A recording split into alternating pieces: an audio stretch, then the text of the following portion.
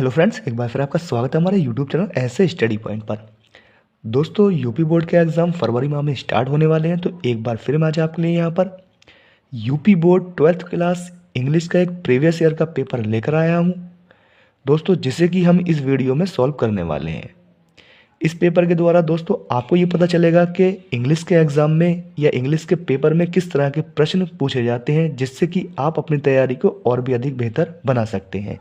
तो आइए दोस्तों वीडियो शुरू करते हैं। तो आइए दोस्तों यहाँ पर सबसे पहले कुछ निर्देश यानी कि इंस्ट्रक्शन देख लेते हैं। यहाँ पर क्या दे रखे हैं, तो समय जो होता है दोस्तों, जो टाइम होता है वो 3 घंटे 15 मिनट्स होता है, और जो मैक्सिमम मार्क्स होते हैं वो 100 नंबर का पेपर होता है आपका। ये यहाँ पर देख लेते हैं क्या निर्देश दे रखे हैं। यहाँ पर 3 निर्देश दे रखे हैं। सबसे पहले पढ़ लेते हैं। First 15 minutes are allotted of to the candidates for reading the question paper, यानी 15 मिनट जो होते हैं दोस्तों वो आपको पढ़ने के लिए क्वेश्चन पेपर के लिए दिए जाते हैं। ऑल क्वेश्चन आर कंपलसरी, यानी सभी क्वेश्चन जो होते हैं वो आपके अनिवार्य होते हैं। Marks are indicated against question, यानी जो मार्क्स जो है दोस्तों क्वेश्चन के अगेंस्ट वहाँ पर लिखे हुए होंगे। तो आप निर्देश यहाँ पर देख सकते हैं। इसके बाद देख लेते हैं कि किस तरह का प्रश्न इंग्लिश के पेपर में पूछे जाते हैं। तो यहाँ पर सबसे पहले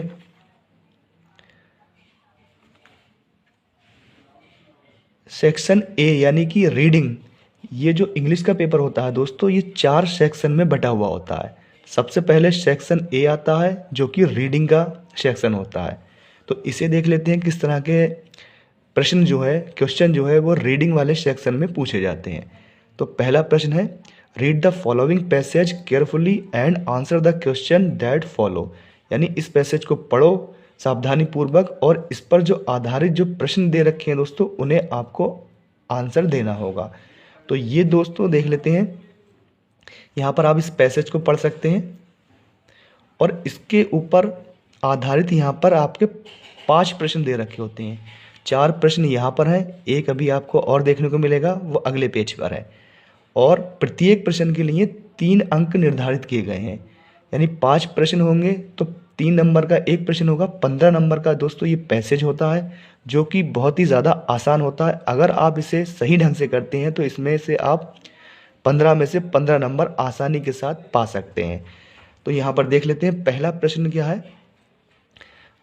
when is the real man discovered, यानी ये जो प्रश्न होते हैं दोस्तों इस पैसेज में से आपको छांटने होते हैं और उसका आंसर लिखना होता है।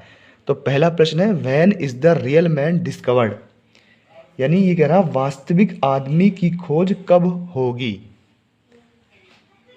तो दोस्तों इसमें ये पूछ रहा है when is the real man discovered, यानी वास्तविक आदमी की खोज कब होगी। तो यहाँ पर ये जो वर्ड देख लेते हैं कहाँ मैच कर रहे हैं, यानी यहाँ आया द रियल मैन डिस्कवर्ड। तो ऊपर चलते हैं पैराग्राफ में। तो यहाँ सबसे पहले लिखा है रियल मैन इज डिस्कवर्ड। तो इसका आंसर जो है दोस्तों ये जो फुल स्टॉप आया है तो इसके ऊपर ही इसका आंसर होगा।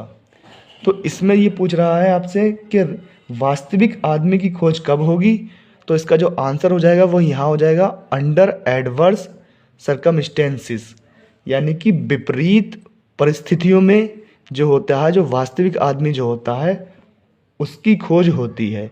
तो इसका जो आंसर करेंगे दोस्तों सबसे पहले तो the real man is discovered. अब यहाँ से देख लेंगे इसे, ओनली अंडर एडवर्स सर्कमस्टेंसेस, यानी केवल प्रतिकूल परिस्थितियों में ही जो वास्तविक आदमी होता है, जो वास्तविक मनुष्य होता है उसकी खोज की जाती है। तो इस तरह से इसका पहला वाला क्वेश्चन जो है जो पैराग्राफ के पहले ही पार्ट में आपको देखने को मिल जाएगा आंसर। अगला प्रश्न देख लेते हैं। What kind of a man proves his worth even in adversity, यानी दोस्तों इसमें यह कह रहा है वे कौन सा आदमी है जो विपत्ति में भी अपनी योग्यता सिद्ध करता है। तो सबसे पहले इसके वर्ड मैच कर लेंगे पैसेज में जाके कि कहाँ पर मैच हो रहा है। A man proves his worth even in adversity, तो यहाँ देखेंगे यहाँ दोस्तों ये मैच कर रहे हैं। Proves his worth even in times of adversity, और यहाँ पर फुल स्टॉप है, यानी इसका आंसर जो है दोस्तों वो इसके ऊपर ही होगा। तो इसमें ये पूछ रहा है कि वह कौन सा आदमी है जो विपत्ति में भी अपनी योग्यता सिद्ध करता है, तो वो कौन सा आदमी होता है। तो यहाँ से देखते हैं दोस्तों वो कैसा आदमी होता है। ए मैन ऑफ करेक्टर, यानी जिसका करेक्टर अच्छा होता है। ऑफ नोबल इंटेंशन, जिसकी नीयत अच्छी होती है। Of strong and sturdy physique, यानी जिसकी जो शारीरिक बनावट है वो स्ट्रांग होती है। एंड वर्च्यूज ऑफ सेल्फलेस, और जिसमें गुण होते हैं कौन से दोस्तों, सेल्फलेस वाले गुण होते हैं, जो सिर्फ अपने बारे में नहीं सोचता, दूसरों के बारे में भी सोचता है। तो ये जो जिनके अंदर ये चीज़ें होती हैं दोस्तों, तो वो विपत्ति में भी अपनी योग्यता सिद्ध कर देता है। यानी कि इसका जो आंसर होगा आप यहाँ से लिख सकते हैं। A man of character, of noble intention, of strong sturdy physics and virtues of selfless service to other proves his worth even in time of adversity. यानी वही ऐसा ही आदमी जो होता है जो विपत्ति में, मुसीबत में भी अपनी योग्यता को सिद्ध कर देता है। तो दूसरे का आंसर दोस्तों आपको यहाँ पर मिल सकता है। अगला प्रश्न है हु कैन कंक्यूर हिज मिशन, यानी कह रहा है अपने मिशन को कौन जीत सकता है।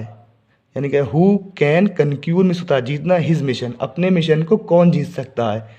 तो इसका आंसर यहाँ पर देख लेते हैं, यहाँ पर वर्ड मैच कर लेते हैं दोस्तों। इसके जो वर्ड्स यहाँ पर मैच हो जाएंगे, तो यहाँ दिख रहा है दोस्तों he can conquer all obstacle to achieve his mission since his objection is noble and worthy. यानी ये जो ही यूज़ कर रहा है दोस्तों, इसका जो आंसर है वो यहाँ से होगा ही। लेकिन ये ही किसके लिए यूज़ किया है दोस्तों, ये किया है ए मैन ऑफ करेक्टर, यानी जिनका करेक्टर अच्छा होता है, जिनकी इंटेंशन नीयत अच्छी होती है, और जिनकी फिजिक्स स्ट्रांग होती है, और जिनमें सेल्फलेस के गुण होते हैं, वो क्या कर सकते हैं, वही अपने मिशन को कंक्यूर कर सकते हैं, यानी जीत सकते हैं। तो इसका आंसर भी आप इस तरह से लिख सकते हैं। अगला प्रश्न देख लेते हैं क्या है। Explain in your own words the underline portion in the passage, यानी यहाँ पर एक अंडरलाइन जो दे रखी है पोर्शन पर एक, तो उसका एक्सप्लेन करना है आपको अपने शब्दों में। तो यहाँ पर है the inner man wax up, इसका मतलब है जो आंतरिक यानी भीतर का आदमी का जाग जाता है, यानी कब जाग जाता है ये पूछा है। तो यहाँ पर इसका आंसर है बट इन एडवर्सिटी। एडवर्सिटी यानी कि मुसीबत में जो होता है वो हमारे अंदर का जो वास्तविक आदमी है वो जाग जाता है, और हम क्या करते हैं, वी कम टू नो, हम जान जाते हैं अवर रियल स्ट्रेंथ, जो हमारी वास्तविक पावर है, एंड वीकनेस, और हमारी क्या कमज़ोरी है। यानी जब विपत्ति आती है तभी जो वास्तविक हमारे अंदर का जो वास्तविक आदमी है वो जाग जाता है, और हम जान जाते हैं अपनी रियल स्ट्रेंथ एंड वीकनेस, यानी हम अपनी वास्तविक पावर और वीकनेस को जान जाते हैं। तो इसका जो आंसर है दोस्तों आप यहाँ से इसे लिख सकते हैं। इस तरह से आप 12 नंबर यहाँ पर कर सकते हैं। इसका 5वां प्रश्न देख लेते हैं क्या है। 5वां प्रश्न है which word is the passage is the opposite of selfish. यहाँ पर एक वर्ड दे रखा है सेल्फिश। सेल्फिश का मतलब होता है जो स्वयं के बारे में सोचता है, और इसका अपोजिट वर्ड पूछा है वो भी पैसेज में से। तो सेल्फिश होता है दोस्तों जो अपने ही बारे में सोचते हैं, तो इसका जो अपोजिट वर्ड है वो पैसेज में यहाँ पर दे रखा है सेल्फलेस। इसका अपोजिट वर्ड हो जाएगा, जो दूसरे के बारे में ही भी सोचता है वो सेल्फलेस होता है, तो इसका अपोजिट वर्ड हो जाएगा सेल्फलेस। अगला है which word is the passage mean misery, यानी माइजरी होता है दोस्तों मुसीबत, और इसका मुसीबत का इस पैसेज में मीन्स पूछा है कि इसका माइजरी का जो सेनोनियम्स है उसमें क्या यूज़ हुआ है। तो माइजरी होता है मुसीबत, तो इसे देख लेते हैं।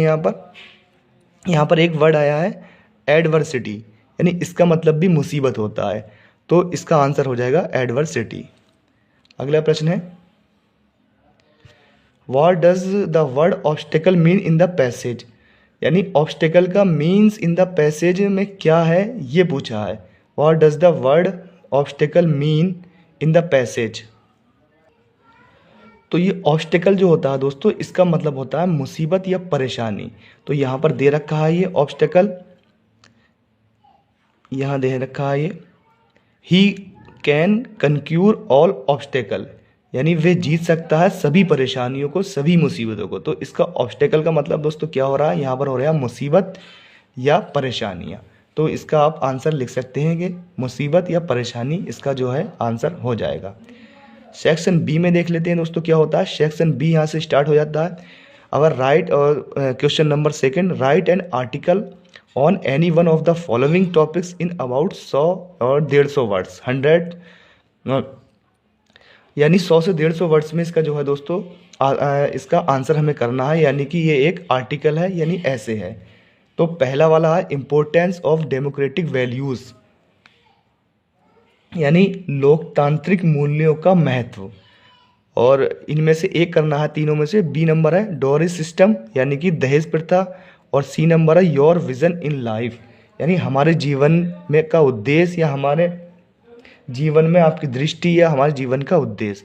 तो इन तीनों में से आपको दोस्तों किसी एक पर आर्टिकल लिखना है, वो भी 10 नंबर का ये पूछा जाएगा। तो आप किसी पर भी आर्टिकल लिख सकते हैं। अगला प्रश्न है, थर्ड प्रश्न है, write a letter to the editor of a national daily showing your concern over high rise in water tax, यानी एक लेटर लिखना है, और ये है लेटर टू एडिटर है और नेशनल डेली शोइंग। और किस चीज़ पर लिखना है दोस्तों, इसका सब्जेक्ट क्या है। इसका सब्जेक्ट दोस्तों ये है कि जो जल पर जो टैक्स है उसमें भारी वृद्धि हो गई है, high rise in water tax, तो उसकी शिकायत करना है। तो इस तरह से आप इस पर लिख सकते हैं। अगला इसके अथवा में भी एक दे रखा है, write a letter to the principal of your college for a free studentship to enable you to study further, यानी इसमें एक प्रिंसिपल को लेटर लिखना है जिसमें ये बताया गया है कि आगे की पढ़ाई के लिए निशुल्क छात्रवृत्ति हेतु जो एक लेटर लिखना है वो प्रिंसिपल को लिखना है। जो आगे की जो पढ़ाई करनी है दोस्तों, उस पढ़ाई के लिए जो निशुल्क छात्रवृत्ति हेतु एक लेटर प्रिंसिपल को लिखना है इसमें। अगला सेक्शन आ जाता है ग्रामर का, यानी सेक्शन सी के अंतर्गत दोस्तों ग्रामर पूछी जाती है। यहाँ पर ग्रामर देख लेते हैं, यानी 5 प्रश्न जो हैं दोस्तों वो बहुविकल्पी यानी ऑब्जेक्टिव टाइप के पूछे जाते हैं, और एक प्रश्न के लिए 2 अंक निर्धारित हैं, यानी टोटल अंक 10 निर्धारित किए गए हैं 5 ऑब्जेक्टिव प्रश्नों के लिए। तो पहला है चौथे 4 क्वेश्चन का पहला ए नंबर है, the country ruled by a king, यानी एक ऐसी कंट्री जिसपे एक राजा जो है वो रूल करता हो, राज्य करता हो, तो उसे क्या कहते हैं। तो इसका ऑप्शन सेकंड जो है मोनार्ची वो सही हो जाएगा, क्योंकि इसका मतलब होता है मोनार्ची का मतलब होता है राजशाही। तो एक राजा अगर किसी कंट्री पर रूल करता है तो वहाँ पर राजशाही होती है। Option second is right answer. इसका बी नंबर देख लेते हैं, the phrase at a stage means, यानी यहाँ पर एक फ्रेज दे रखा है एट ए स्टेज, इसका मीन्स पूछा है। तो दोस्तों इसका मीन्स जो हो जाएगा वो हो जाएगा कंटिन्यूसली, यानी कि लगातार। Option second is right answer. अगला प्रश्न है सी नंबर है, द सेनोनियम ऑफ लॉडेबल इज, इसका सेनोनियम्स पूछा है। लॉडेबल का मतलब होता है दोस्तों प्रशंसनीय, यानी कि इसका आंसर हो जाएगा praise worthy. Option first is right answer. अगला प्रश्न है one should not abuse his father, यहाँ पर एक सेंटेंस दे रखा है दोस्तों, और इसमें पूछा which word in this sentence is an error, इसमें जो एरर पार्ट है, जो गलत पार्ट है, वो इसमें से आपको बताना है। शुड हिज नॉट वन, यानी इस सेंटेंस में से कौन सा जो पार्ट है वो एरर है। तो यहाँ पर ये सिंटैक्स में कहा दोस्तों, यहाँ देख लेते हैं वन के साथ यहाँ पर हिज यूज़ किया है, और जबकि वन के साथ दोस्तों क्या यूज़ होता है, वन के साथ वंस यूज़ होता है। तो इसमें एरर पार्ट जो है वो यहाँ पर ये हिज हो जाएगा, ये एरर पार्ट हो जाएगा, यानी option second is right answer हो जाएगा। 5वां यानी कि ई नंबर प्रश्न है द एंटोनियम ऑफ स्टेल, या एंटोनियम का स्टेल, यानी स्टेल का एंटोनियम पूछा है। स्टेल का मतलब होता है दोस्तों बासी, तो इसका जो आंसर हो जाएगा यानी कि विपरीत विलोम शब्द बताना तो फ्रेश हो जाएगा। Option 4 is right answer. इस तरह से 5 ऑब्जेक्टिव टाइप क्वेश्चन यहाँ पर हो चुके हैं। अब देख लेते हैं ग्रामर वाला पोर्शन में, आगे देख लेते हैं 5 नंबर का ए है change any one of the following to the indirect speech, यानी 2 में से एक को आपको इसे इनडायरेक्ट बनाना है। इसे देख लेते हैं दोस्तों किस प्रकार से आप इसे ये डायरेक्ट दे रखे हैं और इनमें से किसी एक को आपको इनडायरेक्ट बनाना है। तो आइए दोस्तों इसे यहाँ पर कॉपी पे इसे बना लेते हैं। तो सबसे पहले यू आस्क्ड यानी दूसरा जो सेंटेंस है, रिपोर्टेड स्पीच वाला जो सेंटेंस है वो इंट्रोगेटिव है, तो आस्क्ड में बदल देंगे सेड टू को, और हिम ऐसे ही लिख लेंगे और इसे इफ़ या वेदर से जोड़ देंगे, यहाँ पर इफ़ जोड़ देते हैं। और जो शेष सेंटेंस है उसे असर्टिव बनाते हैं। तो यू सेकंड पर्सन है, हिम के पास लाएंगे दोस्तों, तो यहाँ पर आपका ही आ जाएगा। और इज़ारम वाला सेंटेंस है, वाज वर्ब में चला जाएगा, वाज ए फूल, और फुल स्टॉप आ जाएगा क्योंकि ये असर्टिव बन चुका है। अगला देख लेते हैं, the teacher said to me go away at once. इसमें दोस्तों कह रहा है टीचर ने मुझसे कहा कि तुरंत चले जाओ, यानी कि ऑर्डर दे रहा है। ये एक इम्परेटिव सेंटेंस है यहाँ पर, तो इसे देख लेते हैं।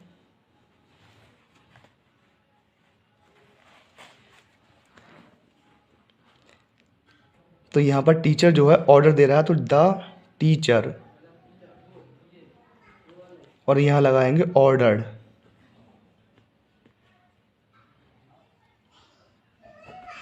ऑर्डर्ड, और इसे दोस्तों टू से जोड़ देते हैं, इम्परेटिव सेंटेंस है, to go away at once.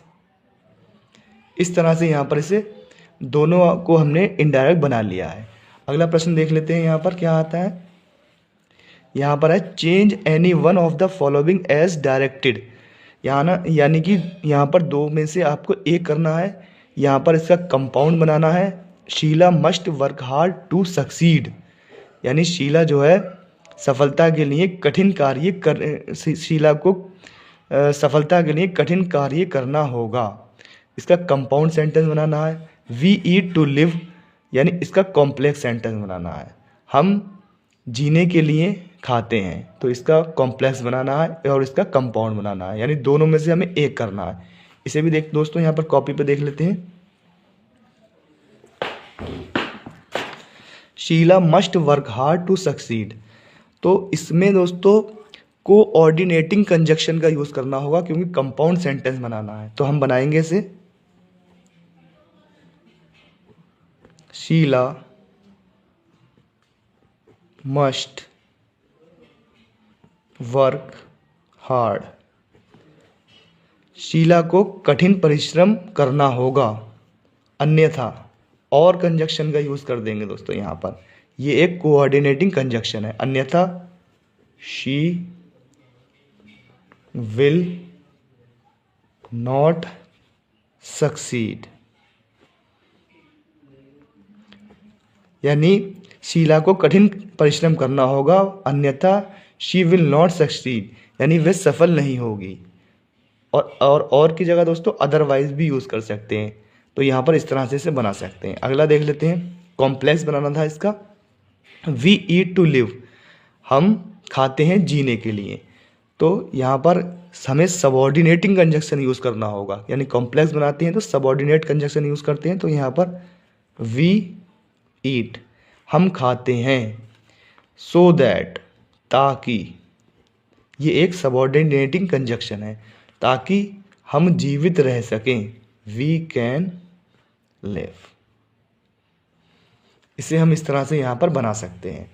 अगला प्रश्न देख लेते हैं इसमें, change any one of the following as directed, यानी इन दोनों को यहाँ पर देख लेते हैं। यहाँ पर पैसिव वॉइस बनाना है इसका दोस्तों, और इसका निगेटिव सेंटेंस बनाना है। इसे भी दोस्तों कॉपी पे यहाँ पर देख लेते हैं, और दोनों में से यहाँ पर एक को एक करना है यहाँ पर, लेकिन इन दोनों को कॉपी पे यहाँ पर देख लेते हैं। सबसे पहले यहाँ स्विच ऑफ द फैन, इसका पैसिव बनाना है। ये एक इम्परेटिव सेंटेंस है, इसे लेट से बनाएंगे, लेट द फैन। अब दोस्तों बी का यूज़ करेंगे इसमें, बी, और स्विच की थर्ड फॉर्म स्विच लगा देंगे, ईडी जोड़ देंगे, ऑफ। इस तरह से इसका हमने पैसिव बना लिया है यहाँ पर। अब यहाँ पर इसका बनाना था नेगेटिव बनाना है, तो इसे नेगेटिव यहाँ पर बना लेते हैं। तो सबसे पहले हम यहाँ का लिखेंगे एवरी रोज हैज़। निगेटिव के लिए दोस्तों नॉट का यूज़ करेंगे। और ये ए थॉर्न, इसका अपोजिट लेंगे तो विदाउट लगाएंगे यहाँ, विदाउट ए थॉर्न। इस तरह से हम इसका यहाँ पर निगेटिव सेंटेंस बना लेंगे। अगला प्रश्न है E number, use any one of the following pairs of the words in your own sentence to make the difference in their meanings clear. यहाँ पर दोस्तों दो जो है समान उच्चारण के वर्ड दे रखे हैं, बॉर्न बॉर्न, चेक चेक। इन दोनों में से आपको एक करना है और इसके लिए क्या करना है, इनके ऊपर दो ऐसे सेंटेंस बनाना है जिनके इनके मीनिंग जो है वो क्लियर हो जाए। इसे देख लेते हैं। यहाँ पर मैंने यहाँ लिख लिए हैं ये। तो जो बॉर्न होता है दोस्तों वो होता है, बॉर्न का मतलब होता है पैदा होना, और बॉर्न, इस बॉर्न का मतलब होता है जनित, यानी किसी के द्वारा जनित। तो यहाँ पर इसके ऊपर आपको एक सेंटेंस बनाना था, एक टेंस बनाना है जिससे कि इसका अर्थ जो है वो क्लियर हो जाए। तो बॉर्न का मतलब माई नेफ्यू वाज बॉर्न यस्टरडे, यानी मेरा जो भतीजा है दोस्तों वो कब, यस्टरडे को जन्मा। तो इसका ये अर्थ हो जाएगा यहाँ पर। और बॉर्न का मतलब होता है mosquitoes can carry insect born illness. तो इसका मतलब है मच्छर जो है दोस्तों वो कीट जनित रोग या बीमारियां फैला सकते हैं। यानी इसमें आया है मच्छर जो है दोस्तों वो कीट जनित, इंसेक्ट बॉर्न, यानी कीट जनित बीमारियां फैला सकते हैं। और इसमें बॉर्न आया यानी पैदा होने वाला आया, यानी कि इनको जैसी हिंदी में मुहावरे होते हैं इसी टाइप में इन्हें वाक्यों में अपने प्रयोग करना होता है, लेकिन इसमें इंग्लिश में प्रयोग करना होता है जिससे कि इनका मीनिंग जो है वो आपका क्लियर हो जाए। अगला देख लेते हैं। एक होता है चेक और एक होता है चेक। तो ये चेक है, the teacher has not checked my answer book, यानी टीचर ने मेरी जो है आंसर बुक चेक नहीं की। तो ये इसका तो मतलब चेक निकलना यानी निरीक्षण करना, यानी जिसे जांचना। अगला है चेक, जो होता है दोस्तों जिसके द्वारा हम पैसे निकालते हैं। तो please send me the money by cheque, यानी कृपया सेंड करो मुझे the money by cheque, cheque के द्वारा मनी जो है वो सेंड करो। तो इन दोनों के भी अर्थ यहाँ पर इन सेंटेंसों के द्वारा दोस्तों यहाँ पर निकल चुके हैं। तो इस तरह से हम इसे कर सकते हैं। आगे देख लेते हैं इसमें। अब यहाँ क्वेश्चन नंबर 6 आ जाता है, translate the following passage into English. ये 5 नंबर में होता है। यहाँ पर एक स्टोरी दे रखी होती है दोस्तों, आपको इसे इंग्लिश में ट्रांसलेट करना होता है। और इसके लिए दोस्तों आपको सेंटेंस और टेंसों पे आपकी पकड़ होनी चाहिए, और इसके लिए आपको कुछ मॉडल वर्ड्स भी आने चाहिए। जैसे चाहिए आया है दोस्तों इस तरह से, ये इसके लिए आपको शुड यूज़ करते हैं, मस्ट यूज़ करते हैं।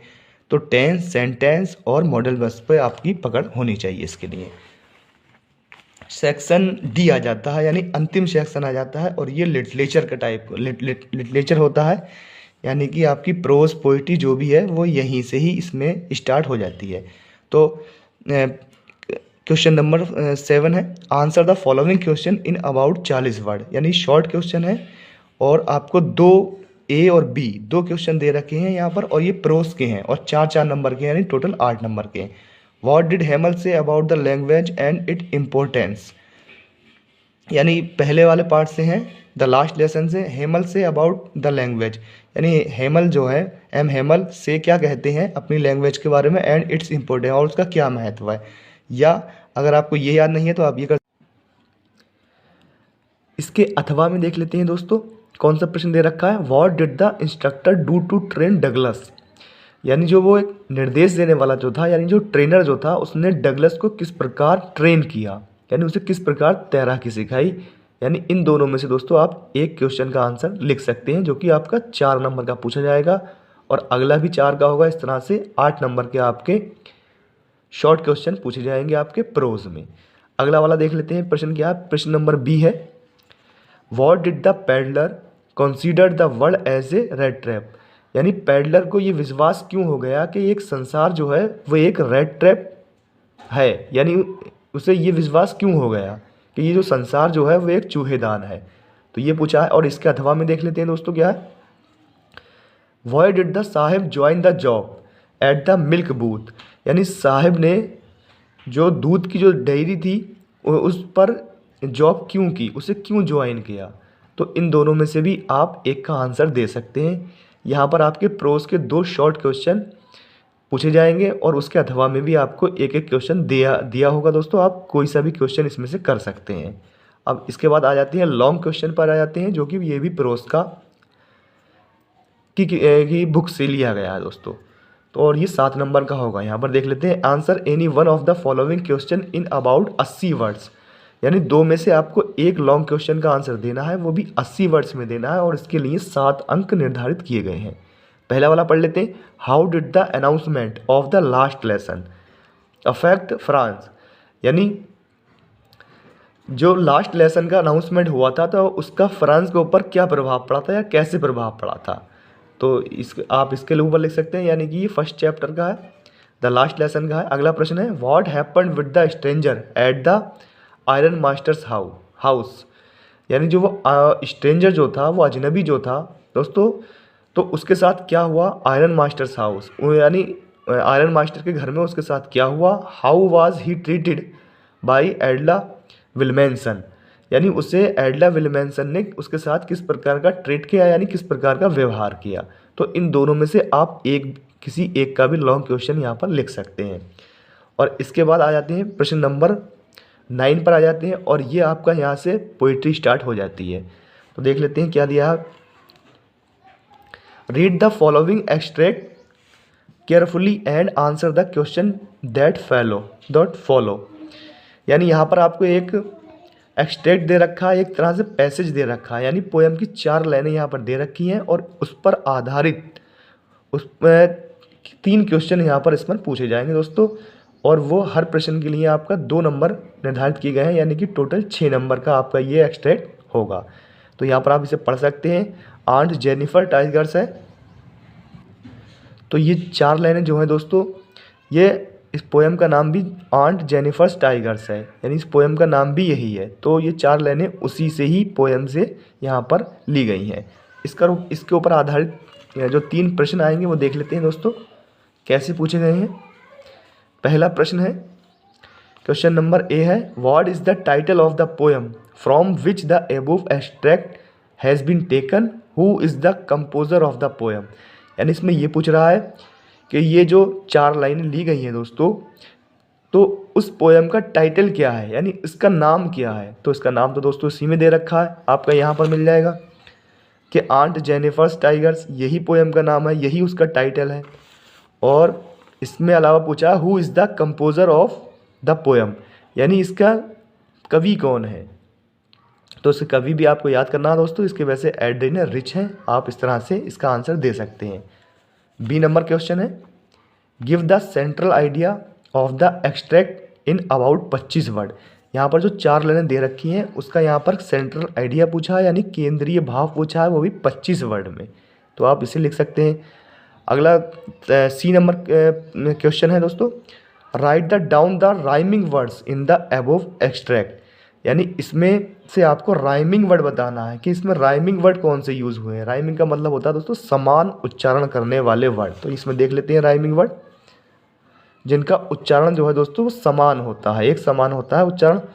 तो यहाँ पर दे रखे हैं स्क्रीन और ग्रीन, ये जो शब्द यहाँ वर्ड दे रखे हैं ये क्या है, ये राइमिंग वर्ड हैं। तो उसका सी वाले का आंसर हो जाएगा आपका स्क्रीन एंड ग्रीन। इसके बाद दोस्तों क्वेश्चन नंबर 10 आ जाता है और ये भी आपका पोइट्री से ही मिलेगा। इसे पढ़ लेते हैं, क्या है, right the central idea of any one of the following poems. यहाँ पर 3 पोएम्स के नाम दे रखे हैं, उसमें से आपको किसी एक पर क्या करना है, सेंट्रल आइडिया लिखना है, यानी केंद्रीय भाव उसमें लिखना है आपको, और ये 4 नंबर में पूछा जाएगा। आप लिख सकते हैं ए थिंग ऑफ ब्यूटी का सेंट्रल आइडिया लिख सकते हैं, कीपिंग क्वाइट का लिख सकते हैं, या माई मदर एट 66 पर भी लिख सकते हैं। तो इस तरह से यहाँ पर आपका पोइट्री जो है यहाँ पर दोस्तों अब ख़त्म हो चुकी है। यहाँ से अब 11वें नंबर क्वेश्चन से आपका सप्लीमेंट्री शुरू हो जाती है यहाँ पर। तो देख लेते हैं 11वां प्रश्न क्या है, answer the following question in about 40 words, यानी ये यहाँ पर आपका शॉर्ट क्वेश्चन शुरू हो जाते हैं सप्लीमेंट्री में के, और 2 आएंगे आपको, और दोनों ही करने हैं दोस्तों। ये 4-4 नंबर के पूछे जाएंगे, यानी टोटल 8 नंबर के शॉर्ट क्वेश्चन आपको करना है सप्लीमेंट्री में से। तो पहला क्वेश्चन है, how did doctor सदाव operate the white man, यानी डॉक्टर सदाव ने उस वाइट मैन यानी वो अमेरिकन जो सोल्जर था उसका ऑपरेशन कैसे किया या किस प्रकार किया। इसके अथवा में भी मिल जाएगा दोस्तों आपको, अगर ये नहीं आ रहा तो इसका अथवा वाला कर सकते हैं। व्हाट वंडर्स, यानी क्या आश्चर्यचकित did the author realise when he reached Antarctica. तो दोस्तों इसमें पूछ रहा है कि जो लेखिका जो थी उन्होंने क्या रियलाइज़ किया, यानी कौन से आश्चर्यचकित चीज़ें वहाँ पर रियलाइज़ की जब वे अंटार्कटिका पहुँची। तो उन्होंने बहुत सी चीज़ें देखी थी, ग्लेशियर देखे थे दोस्तों, इस तरह से उन्होंने क्या रियलाइज़ किया ये पूछ रहा है इसमें। अगला प्रश्न है, क्वेश्चन नंबर बी है, how did the king save his throne, यानी जो राजा ने अपना सिंहासन कैसे बचाया। तो दोस्तों कैसे बचाया था, एक ब्रिटिश अधिकारी आया था दोस्तों, वहाँ शिकार खेलने आया था टाइगर्स की, तो उन्होंने उसे मना कर दिया था, तो उन्होंने उसकी बीवी को 50 डायमंड्स रिंग भेजी थी, तो इस तरह से उन्होंने अपना थ्रोन यानी कि सिंहासन बचाया था। आप इसके ऊपर लिख सकते हैं। इसके अथवा में भी दे रखा है, देख लेते हैं क्या है। What did Sam write in his letter to Charlie, यानी सैम ने अपने लेटर में चार्ली को क्या लिखा। तो दोस्तों जब सैम ने लिखा था तो उन्होंने लिखा था, मैं गेल्सबर्ग पहुंच चुका हूं, यहाँ बहुत शांति है और तुम भी उसे सर्च करते रहो, जब तुम्हें मिल जाए तो तुम अपनी वाइफ के साथ यहाँ पर आ जाना। इस तरह से उन्होंने अपने लेटर में लिखा था। तो यहाँ से आपके 2 शॉर्ट क्वेश्चन यहाँ पर पूरे हो चुके हैं, इस तरह के पूछे गए थे। आगे देखते हैं, इसका एक लॉन्ग क्वेश्चन आता है, यहाँ पर देख लेते हैं कैसा दे रखा है। यहाँ पर देखते हैं दोस्तों क्वेश्चन नंबर 12 देख लेते हैं और पढ़ लेते हैं। Answer any one of the following question in about 80 words, यानी यहाँ पर 2 लॉन्ग क्वेश्चन दे रखे हैं, उसमें से आपको एक करना है और ये आपके सप्लीमेंट्री में से हैं। तो पहला नंबर प्रश्न है, हु वाज द साइचेरिस्ट, यानी कि मनोचिकित्सक कौन था। फिर इसमें व्हाट डिड ही से अबाउट द थर्ड लेवल, यानी उसका थर्ड लेवल के बारे में क्या विचार थे, यानी वो क्या कहता था। तो आप इसे कर सकते हैं, यानी कि थर्ड लेवल से है ये प्रश्न। या अगर आपको ये दोस्तों ये अच्छे से नहीं आता तो आप इसका बी भी कर सकते हैं, क्योंकि इसमें एक कह रहा है। तो बी नंबर देख लेते हैं, how did doctor सदाव save the life of the American war prisoner, यानी डॉक्टर सदाव ने उस अमेरिकन सोल्जर को किस प्रकार उसकी लाइफ को सेव किया। हाउ मीन्स कैसे, डिड हिज वाइफ हाना, उसकी वाइफ हाना ने कैसे help him in that act, इस कहानी में उसकी वाइफ हैना ने किस प्रकार उसकी सहायता की। तो यहाँ पर दोस्तों पूरे पेपर का यहाँ पर कंप्लीट कर लिया है, आप इसे देख सकते हैं और आपको ये पता लगेगा किस तरह के प्रश्न जो है प्रीवियस ईयर में पूछे गए थे।